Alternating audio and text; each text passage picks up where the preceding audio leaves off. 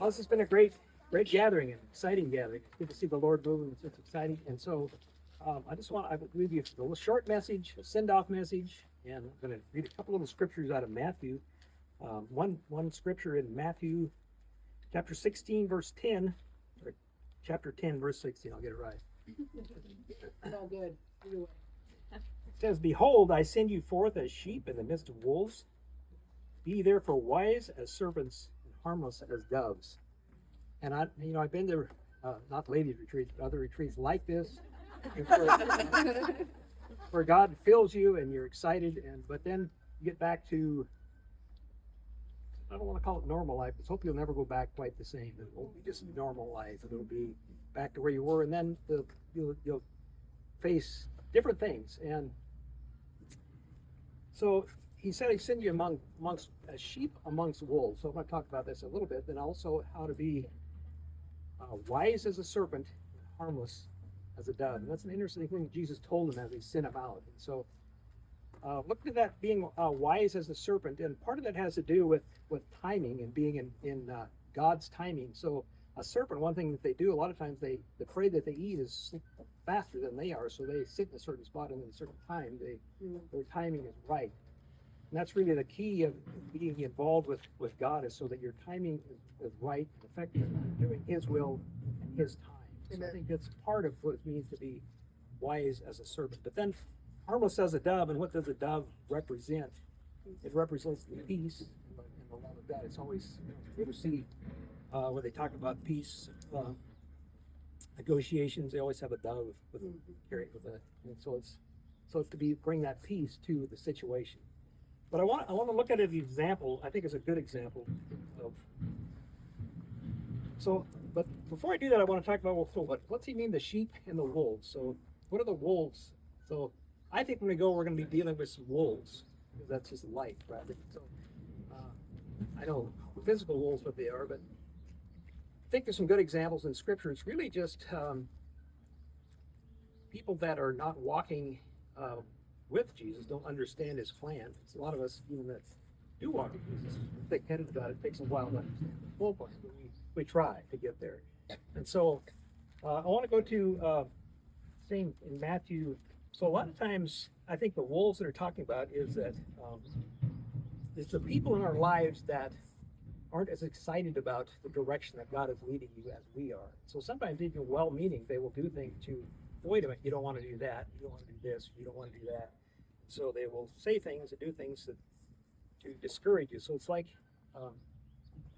distracting you from the destiny or plan that God has. And we could talk a lot about spiritual warfare, but I think one of the biggest battles that we face is the enemy knows that if we get with God and get in His plan, we are submitted to Him, then His will goes forth, and just one person can put thousands of flight or do His work for a kingdom. So the enemy of our soul works full time to keep us distracted, not doing what God's plan is. That's I think is one of the areas where the biggest battle is to keep us as children of God, fulfilling the purpose that we're put here for. I believe that we're all here today for a specific purpose, and God has a plan for all of us. And so that's one area that we're fought a lot is fulfilling that, because the enemy knows that if we do that, amazing things will happen. You think of the examples in the Bible where just one person, you think of the example of just David, just one person. He defeated Goliath, but then the whole army was defeated because of one person took one action. So when I look out here, I see revival. I see just one of you. But if all of you do, just think what will happen if we take serious and are able to fulfill the destiny that God put us here for. So I want to look at an example of that if I can find it here. And I did write it down so I can find it. In Matthew chapter 16, verse 21. Matthew 16. So this is an area where Jesus began to lay out to His disciple His plan. And I'll read it. A lot of times we say, well, how come God just tell us what's going to happen? So Matthew chapter 16, verse 21, it says, so Jesus laying it out here. From that time forth began Jesus to show unto His disciples that He must go into Jerusalem and suffer many things of the elders and the chief priests and scribes, and be killed and be raised again the third day. So He's telling His disciples, here's the plan, gang. We're going to Jerusalem. It's good. I like Jerusalem. I've been there. It's a nice place. Oh, We're gonna, what did he say? Next step, we're gonna suffer many things. Are you sure you want to do this? Oh yeah. And then I'm gonna get killed. No, I really don't. No, I really don't like this. Yeah. So Peter went from being a sheep to being a wolf. So at that point, Peter said, "Wait a minute. I know better for you. I know a better plan here." So he takes Jesus aside and he says, "So that's. I think a lot of times we say, well, Jesus, show us what we should. Show us ahead." Jesus knows that we'll respond like Peter and say, "I got a better idea." Then Peter took him and began to rebuke him. So Jesus took the Lord and said, "Hey, my plan here is in saying, be it far from thee, Lord.